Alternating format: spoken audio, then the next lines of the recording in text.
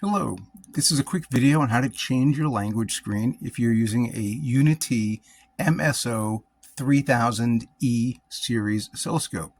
Should you happen to find a unit that is in Chinese or a different language, simply come over here to the utility button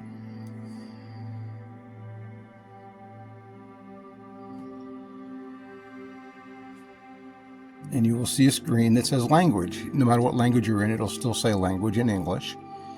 If you hit F3, you'll have a choice of German, English, or Chinese.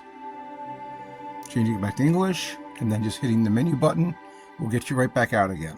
If you have any questions, please feel free to reach out to us at uni-trendus.com. Thanks so much and have a great day.